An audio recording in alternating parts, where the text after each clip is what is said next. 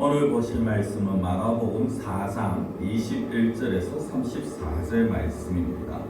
마가복음 4장 21절에서 34절, 신약성경 58페이지입니다. 4장 21절에서 34절입니다. 또 그들에게 이르시되 사람이 등불을 가져오는 것은 말 아래나 평상 아래 두려함이냐 등경 위에 두려함이 아니냐. 드러내려 하지 않고는 숨긴 것이 없고 나타내려 하지 않고는 감추인 것이 없느니라. 들을 귀 있는 자는 들으라.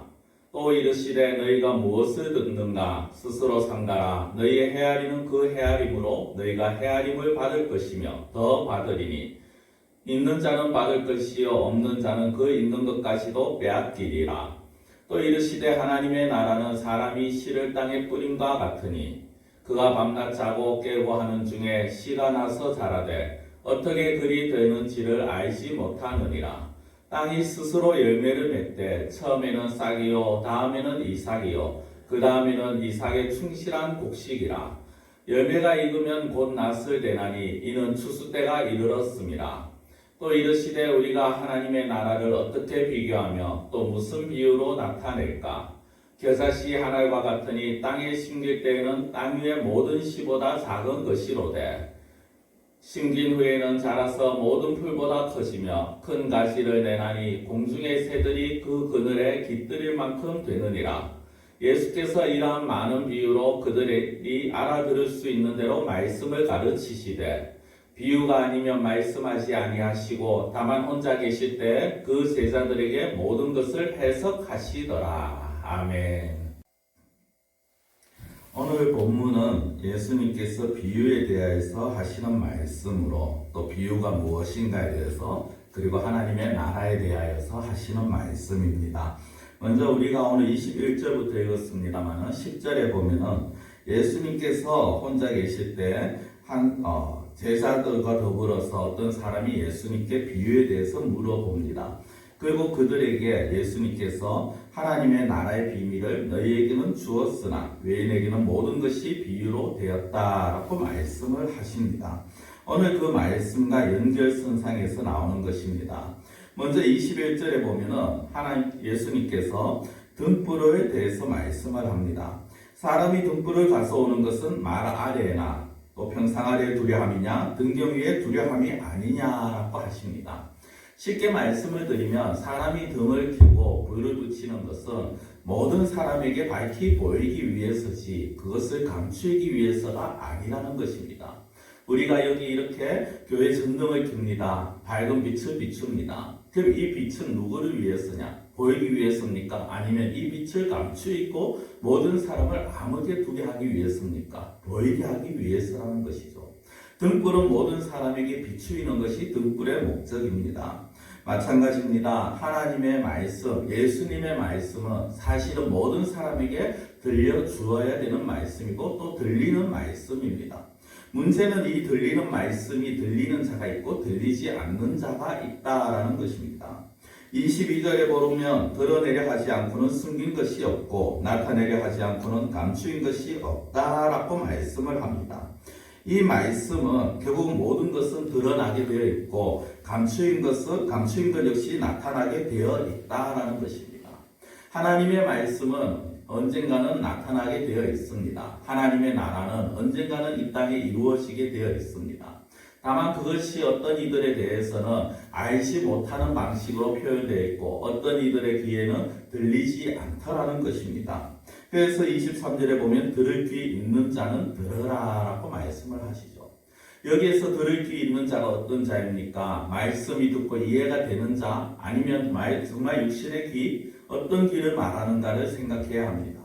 오히려 말씀을 듣는 귀는 누구나가 가지고 있습니다. 모든 사람들이 육신의 귀를 가지고 있습니다. 모든 사람들이 말씀을 듣습니다.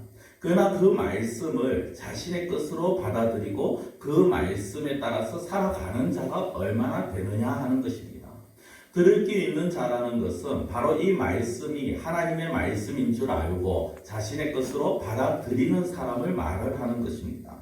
오늘 그런 사람들에게 대해서 24절부터 무엇을 말합니까? 무엇을 듣는가 스스로 삼가라. 너희의 헤아리는 그 헤아림으로 너희가 헤아림을 받을 것이며 더 받으리니 있는 자는 받을 것이요 없는 자는 그 있는 것까지도 빼앗기리라 라고 말씀을 합니다. 우리가 말씀을 듣습니다. 그 말씀을 듣고 어떻게 내가 마음을 바꾸고 어떻게 삶이 바뀌어지느냐가 중요한 것입니다. 내가 그 말씀을 하나님의 말씀으로 듣고 그 말씀대로 살아가는 자들은 그 삶을 통하여서 더 받게 되어진다는 것입니다. 그러나 오히려 하나님의 말씀을 듣고도 그러나 그것을 마음에 거부하고 하나님의 말씀이 아니라 세상의 방식과 또 나의 생각대로 살아간다면 그 받은 은혜마저도 빼앗겨지는 사라지게 되는 비참한 결말을 맞이할 수밖에 없다라는 것이죠. 그렇게 말씀하시면서 26절부터 두 가지의 비유를 말씀하십니다. 하나는 씨를 뿌리는 씨의 비유입니다. 씨를 땅에 뿌리는데 그 씨가 어떻게 자라나고 어떻게 이삭이 맺히고 어떻게 곡식이 맺어지는가 하는 것은 그것을 알 수는 없다라는 것입니다. 땅이 스스로 열매를 맺습니다. 그러나 그 열매가 어떻게 그리 되는지 농부는 알 수가 없습니다. 그리고 그 열매가 익으면 낫을 내는데 이 낫을 낼 때야 추수 때가 이르렀다라는 것을 아는 것이죠. 하나님의 나라가 이렇다라는 것입니다. 하나님의 나라는 언제 어떻게 이 땅에 올지 또 어떻게 이 땅에서 이루어질지 우리는 알 수가 없습니다. 그러나 분명한 것은 눈에 그렇게 확연하게 보이지 않는다 할지언정 씨가 뿌려지고 그 씨가 심겨지고 이삭이 나고 그리고 그 이삭에서 또한 곡식이 열매가 맺혀지듯이 하나님의 말씀은 이 땅에서 이루어지며 그 말씀은 열매로 나타나게 되어진다라는 것입니다. 또 하나의 비유는 바로 겨자씨의 비유입니다. 겨자씨 한 알이 땅에 떨어집니다. 그 한 알이 커서 살아서 땅 위의 모든 씨보다 작은 씨가 모든 풀보다 커지고 또 큰 가시를 낸다라고 말씀을 합니다.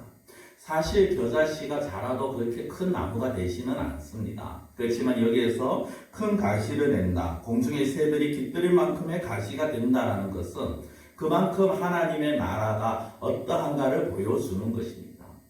사실 이 두 가지의 비유를 통해서 정말 우리가 생각해 봐야 될 것은 많은 것이 있습니다. 앞서 말씀드린 것처럼 하나님의 나라는 분명히 이 땅에서 이루어져 가고 있다라는 것을 말하기도 합니다. 그러나 또다시 우리가 볼 것은요, 이 하나님의 나라는 생명이 있다라는 것입니다. 하나님의 나라에는 생명이 있습니다. 하나님의 나라 안에 우리의 살아갈 모든 것들이 포함되어 있습니다. 씨앗이 심겨져서 그 다음에 싹이 나고 이삭이 되고 곡식이 맺는다라는 것은 그 씨앗에 생명이 있다라는 것입니다.